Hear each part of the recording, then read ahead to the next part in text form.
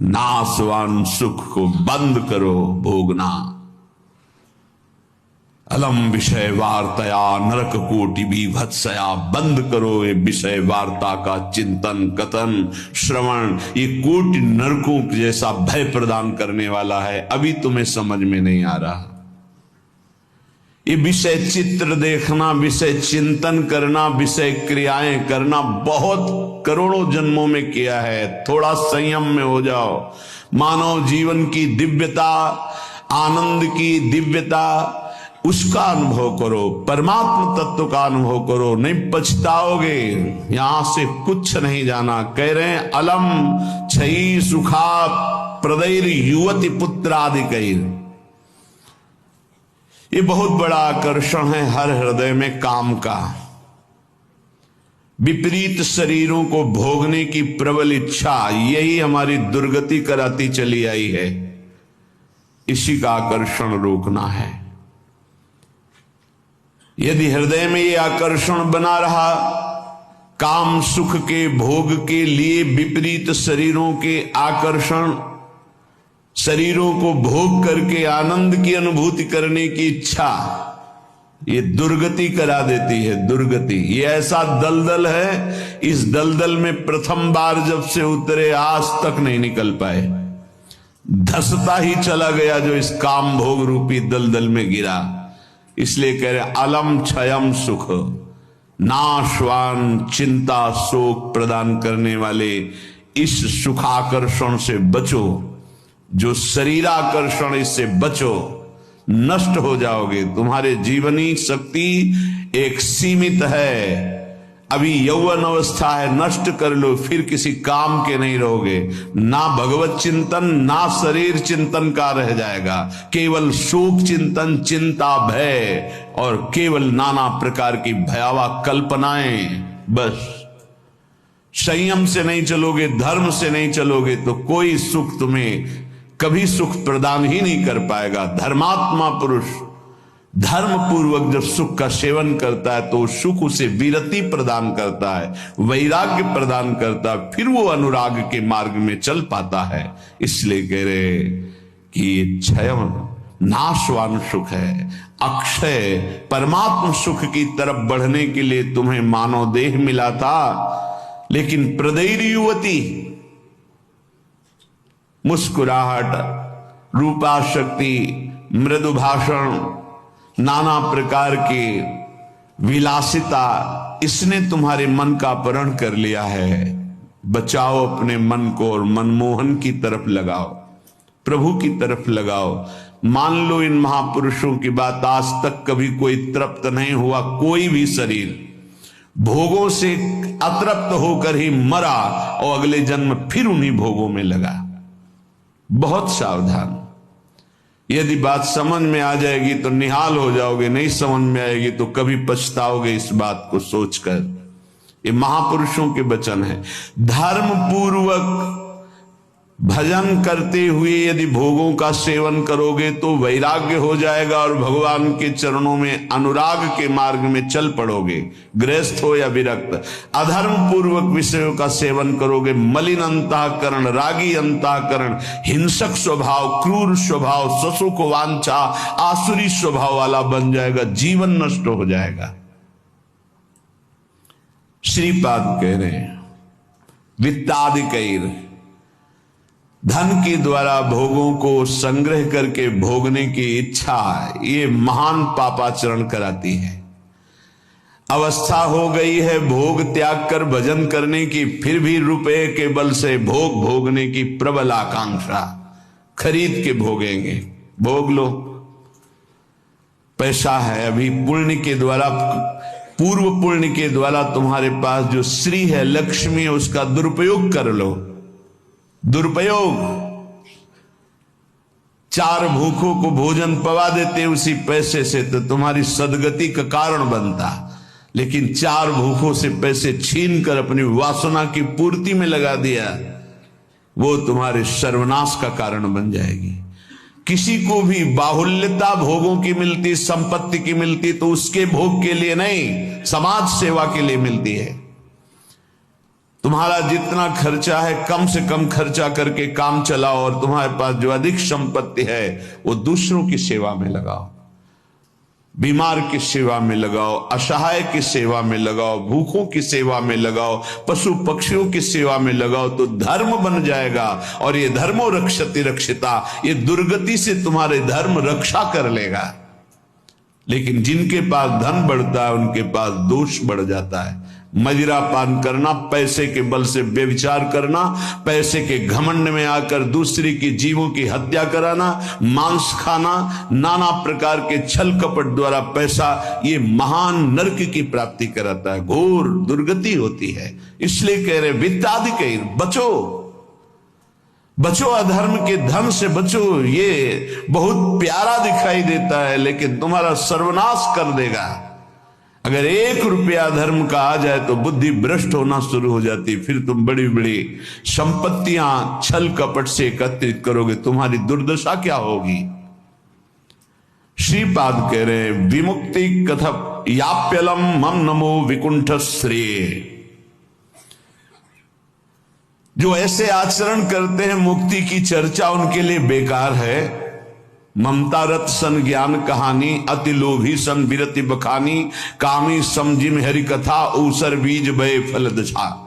जैसे ऊसर भूमि में बीज फेंक दो बेकार चला जाए, ऐसे कामी पुरुष से भगवान के अनुराग की बात करो, ममता रत से ज्ञान की बातें करो, लोभी से वैराग्य की बातें करो, बोले सब बेकार हो जाती है। इसलिए बेकार हो जाती है कि उनके हृदय में इतनी मलिनता है को समझ ही नहीं पाएंगे। श्रीपाद कह रहे यद्यपि हम चर्चा कर रहे हैं कि अलम छई सुख प्रदैर युवती पुत्र वित्तादिकैर, पर फिर भी ये चर्चा बेकार है, क्योंकि ऐसे भोगी पुरुषों को चर्चा विमुक्ति की, मोक्ष की, परमार्थ पथ की समझ में ही नहीं आएगी। फिर भी हमारी प्रार्थना है कि आप समझने की चेष्टा करें। ये तुम्हारी संपत्ति, ऐश्वर्य, पुत्र, वित्त, स्त्री, परिवार, संबंधी, ये सब एक दिन तुम्हें छोड़ देंगे। तुम्हें अकेला यहां से जाना होगा। तुम्हारे पाप कमाए हुए और पुण्य कमाए हुए वही दोनों साथ जाएंगे। और यदि भजन कर लिया तो पाप पुण्य दोनों को विध्वंस करके वो भगवत प्राप्ति करा देंगे। शुभ शुभ दुर्ग विध्वंस बल तब जयति जयति जग उच्चरे। जो श्री धाम वृंदावन के प्रेम का पिपासु हो, वैकुंठ के भी वैभव की तरफ आंख उठा के नहीं देखता। कथयाप्यलम मम नमो विकुंठ श्रेय, नमस्कार है वैकुंठ को, लेकिन मुझे उसके श्रेय, उसके वैभव से कोई मतलब नहीं। परम तु ही भवे भवे भवतु वार्षभाण्यथ, वृषभानु की पुत्री श्री लाडली जू किशोरी जू, परंतु मेरा मन श्री किशोरी जू के चरणारविंद में, जहां ब्रजेंद्र नंदन श्री लालजू महाराज मुकुट झुकाए हुए हैं, रसघन मोहन मूर्तिम विचित्र केलि महोत्सवोल्लसितम, राधा चरण विलोडित रुचिर शिखंडम हरिम वंदे। मैं श्री किशोरी जू महारानी जू के चरणों की उपासना करता हूं, जिनके चरणों में ब्रजेंद्र नंदन मोर मुकुटधारी स्वयं लालजू महाराज सर झुकाए हुए हैं। वही वृंदावन मेरा जन्म जन्म की आकांक्षा है, वही मेरा सर्वस्व वृंदावन है, जहां मेरी प्यारी जू और प्यारे जू विराजमान हैं। मुझे नहीं चाहिए वैकुंठ न वैकुंठ का वैभव। अब भी समय है। उपासक यदि आर्त भाव से भगवान से प्रार्थना करे तो प्रार्थना से बहुत जल्दी परिवर्तन होता है। भगवान सत हैं, चिदानंद हैं, प्रेमानंद हैं, करुणामय हैं, और एक भगवान का नाम है भक्ता अनुग्रह कारिणो। जो उनसे प्रार्थना करता है उस पर अनुग्रह कर देते, लेकिन प्रार्थना वही सुनी जाती है जो आर्त भाव हृदय से होती है। सच्ची मानना, तुरंत परिवर्तन देखा गया है। ये हम अपने जीवन की सैकड़ों बार की बात कह रहे हैं। जब कभी ऐसा आया है और प्रार्थना हुई है, मिनट पूरा होना मुश्किल हुआ है और उस प्रार्थना का उत्तर तत्काल मिल गया है। एक बार तो बस प्रार्थना करके हटे कि वह तुरंत उत्तर आ गया। वो ऐसे से ऐसा, अच्छा अच्छा, तत्काल तत्काल। बस अंतर ये होता है कि हम हृदय से प्रार्थना नहीं कर पाते, हमारी प्रार्थना कपट जाल से युक्त होती, इसलिए प्रभु मोहि कपट छल छिद्र न भावा। सच्चिदानंद रूपाय भक्तानुग्रह कारिणो माया निर्मित विश्वाय महेशाय नमो नमः। हे नाथ, आप सच्चिदानंद में हैं, सच्चित आनंद में। तात्पर्य, हम आपको कुछ दे सके ऐसी सामर्थ्य नहीं। सच्चिदानंद को हे पार्थिव जो मायाकृत पदार्थ हैं, भोग सामग्री, ये भ्रम हटा दीजिए। हमने कई बार प्रार्थना किया है, ये केवल हमारे भावों को प्रकट करता है, इसलिए वस्तु सामग्री का महत्व है। अगर भाव नहीं है तो कोई वस्तु सामग्री का महत्व नहीं। आप 100 कुंतल सोना चढ़ा दो, हमारे प्रभु के लिए कुछ नहीं है। कई बार आपको बताया है, समुद्र को रत्नगर्भा, पृथ्वी को रत्नगर्भा कहा गया है। ऐसे ऐसे पहाड़ हैं जो 4-4 लाख योजन के सोने के हैं, और वो सब मायाकृत है। आप देवलोक को जाइए, वहां स्वर्णिम भवन बने हुए हैं देव गंधर्व अप्सराओं के। अमरावतीपुरी कैसी बनी हुई है, पढ़ करके महाभारत में देखिए कैसी देवराज इंद्र की सभा है, कैसी वरुण जी की सभा है, कैसी लोकपाल अग्नि की, वायुदेव की, होश उड़ जाएंगे। और ये सब मायाकृत है। ऐसे प्रभु को हम क्या दे सकते हैं? और ऐसे प्रभु को जब रोते हुए भाव से किसी ने पत्र अर्पित किया तो बिक गए एक पत्र में। पत्रम पुष्पम फलम तोयम। हे सच्चिदानंद प्रभु, आपके एक संकल्प से संपूर्ण सृष्टि प्रकट हुई है। ये प्रार्थना, मैं नीच आपको क्या दे सकता हूं नाथ? मेरे पास तो जो कुछ है वो सब आपका दिया हुआ है। शब्दों को देखिएगा, हे नाथ, मेरे पास जो कुछ है वो तो आपका दिया हुआ है। आपके एक संकल्प से संपूर्ण सृष्टि हुई है। नाथ, मैं आपको क्या दे सकता हूं प्रसन्न करने के लिए? आप मुझ पे अपनी तरफ से, अपनी कृपा से प्रसन्न हो। जब मैं शरीर की तरफ देखता हूं तो रोगा हरन्ति सततम प्रबला शरीरम कामादयोप्यनुदिनम प्रदहन्ति चित्तम मृत्युश्च नृत्यति सदा कलयन् दिनानि तस्मात् त्वमद्य शरणं मम दीन बंधो। अब अगर हम विचार करें शरीर के लिए, तो नाथ, शरीर में कोई न कोई परेशानी बनी रहती। रोगाहरन्ति सततम प्रबला शरीरम। ये प्रबल रोग शरीर को छीन कर रहे हैं। High blood pressure, low blood pressure, sugar, ये वो।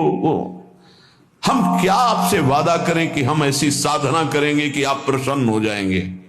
पहली बात, बाहरी वस्तुओं की। नाथ, आपने एक संकल्प में अनंत ब्रह्मांडों का सृजन किया। स्वामी, मेरे पास जो वस्तु आपकी दी हुई है, मैं किस वस्तु से आपको रिझा सकता हूं? नाथ, वो तो आपकी दी हुई है। रही शरीर की बात, तो रोगाहरन्ति सततम प्रबला शरीरम। प्रबल रोग हमारे शरीर की शक्ति को छीण कर रहे हैं। अंदर आए सूक्ष्म शरीर, तो कामादयोप्यनुदिनम प्रदहन्ति चित्तम। ये काम, क्रोध, लोभ, मोह, मद, मत्सर इतना गंदा किए हैं अंदर की, हम कैसे आपको कहें कि हम अंदर से आपका ध्यान धर पाएंगे? कभी काम अपना प्रभाव दिखाता है, कभी क्रोध अपना प्रभाव, कभी लोभ, कभी मोह, कभी अहंकार, कभी ईर्ष्या। नाथ, बड़ा गंदा हृदय है। और पूरे जीवन की तरफ देखें, वादा करें कि आज संकल्प लेते हैं कि 5 वर्ष हम ऐसा करेंगे, तो 5 मिनट का भरोसा नहीं। मृत्युश्च नृत्यति सदा कलयन् दिनानि। नाच रही मृत्यु सिर पर, पता नहीं प्रभु कब हमारे शरीर का अंत हो जाए।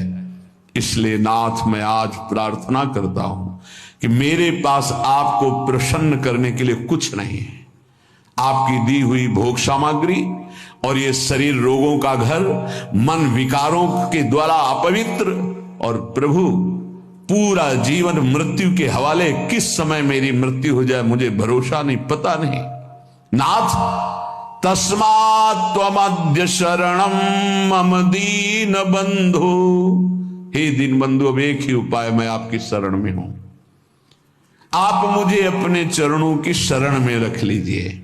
हे प्रभु, वे देहो विनश्यति सदा परिणामशीलस्, चित्तम च खिद्यति सदा विषयानुरागी, बुद्धि सदा हि रमते विषयेषु नान्तस्, तस्मात् त्वमद्य शरणम मम दीन बंधु। बहुत सुंदर। नाथ, ये शरीर का प्रतिपल परिवर्तन हो रहा है। कभी घुटने के बल था, फिर किशोर अवस्था आई, फिर जवानी आई, फिर धीरे धीरे ढल रहा है। ये नाशवान शरीर नाश की तरफ जा रहा है और प्रभु मन प्रतिपल भोगों में लगा हुआ है, हमारा चित्त प्रतिपल भोगों में लगा हुआ है। ईमानदारी की बात देख लो, ये खाऊंगा, ये पीऊंगा, ये देखूंगा, ये भोगूंगा, ये भोगा, अब ये भोगूंगा, ऐसी ही गणित चलती रहती है अंदर। और मेरी बुद्धि बस एक ही बात, इस विषय को भोगने में ये सुख है निश्चय करती है, विषयों में सुख है। मारा गया प्रभु, मारा गया। कुछ भी ऐसा नहीं है जिस पर मैं टिक सकूं। शरीर टिक नहीं रहा क्योंकि नाशवान प्रतिक्षण नाश की तरफ जा रहा, मन प्रतिक्षण भोगों का चिंतन कर रहा, बुद्धि यही निश्चय करा रही कि भोगों में, रुपया में, घर में, मकान में, स्त्री में, पुत्र में, शरीर में, इन्हीं में सुख है। नाथ, कभी मैं आत्मा राम नहीं बन सका, अर्थात अपने स्वरूप को नहीं जाना कि मैं कौन हूं। इसलिए दीन बंधु अब आपकी शरण में हूं, बचा लीजिए मुझे। हे नाथ, मैं आपकी शरण में हूं। आयुर्विनश्यति यथा मघटस्तथोयम, विद्युत प्रभेव चपलाबत यौवनश्री, वृद्धा प्रधावती यथा मृगराज पत्नी, तस्मात् त्वमद्य शरणम मम दीन बंधु। प्रभु, जैसे कच्चे घड़े के प्रभाव को जानो कि पानी डालते ही वो फैल जाता है, नष्ट हो जाता है, कच्चे घड़े में पानी नहीं टिकता।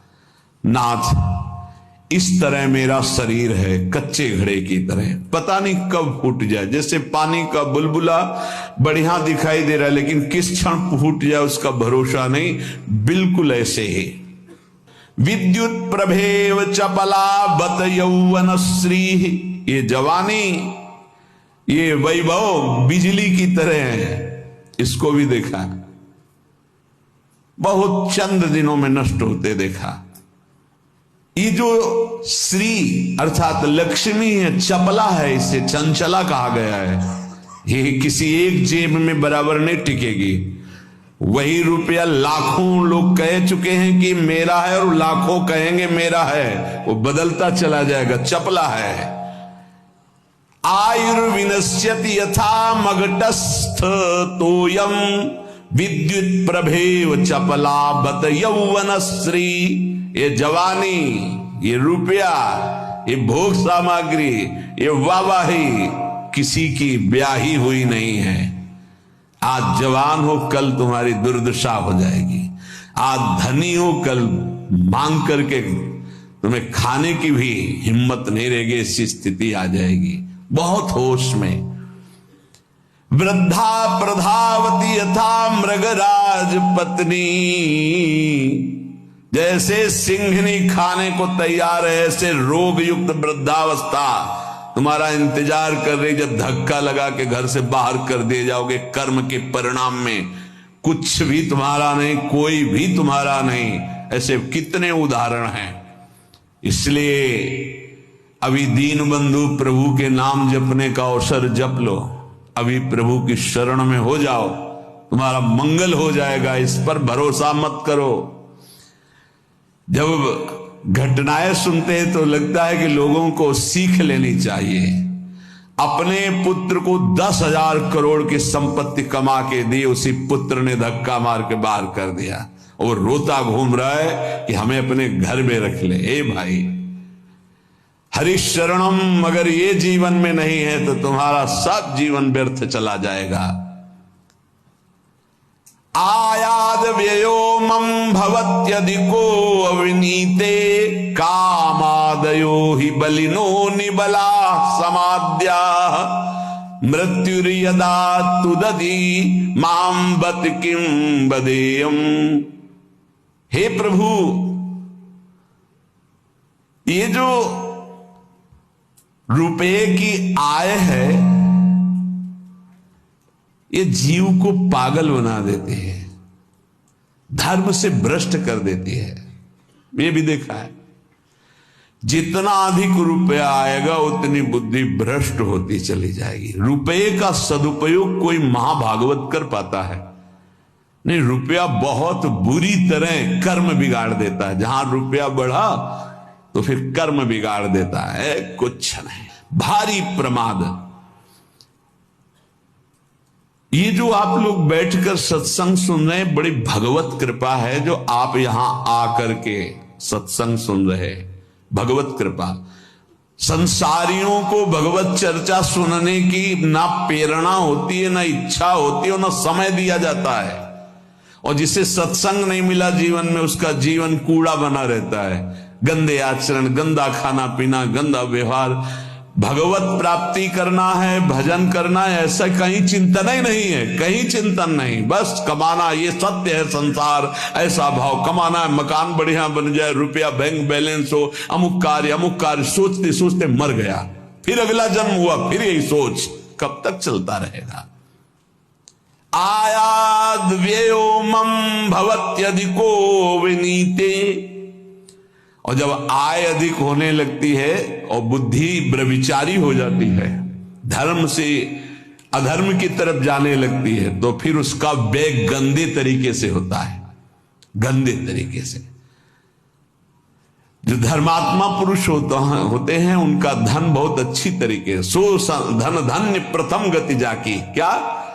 अस्पताल खुलवा दिया निशुल्क, बढ़िया दवा, बढ़िया डॉक्टर, और जो असहाय गरीब है फ्री दवा उनकी, भोजनालय निशुल्क, किसी भी तरह का कोई छल कपट नहीं, जो रूखा सूखा सब फ्री पवार। ये धन का सदुपयोग। गौ सेवा, लाखों गौओं का, पशु पक्षियों का पोषण हो रहा है। ये विद्यालय खुलवा दिया, निशुल्क विद्यालय, फीस डॉक्टरों की, मास्टरों की, जो भी जैसे, वो सब अलग अपनी तरफ से। औषधालय, विद्यालय, ये सब वो धर्मात्मा पुरुष का ऐसे खर्चा होता है। अधर्मी का खूब शराब पी रहे हैं, व्यभिचार कर रहे हैं, कितने रुपए लगे आज के नाच में, इतने लगे पार्टी में। अस्पताल खुलवा देते तो पूरे तुम्हारा परिवार का कल्याण हो जाता, कितना लाभ मिलता। जो धनाभिमानी हैं उनके द्वारा धन का सदुपयोग नहीं होता, जो भगवत चरणारविंद के आश्रित है उनका सदुपयोग होता है। बोले प्रभु, अधिक आय होने पर धन का व्यय गलत तरीके से होने लगता है। नाथ, उसका प्रभाव यह हुआ कि काम आदि दोष बहुत बढ़ जाते हैं, बहुत बढ़ जाते हैं।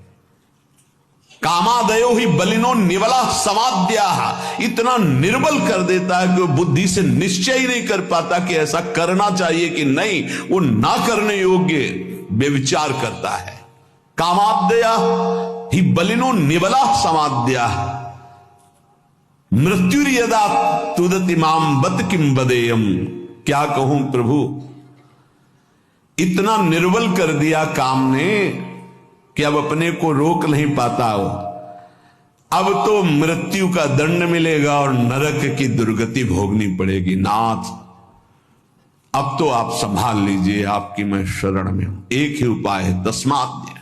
अब एक उपाय है, आपकी शरण में हूं दीन बंधु, आप स्वीकार कर लो।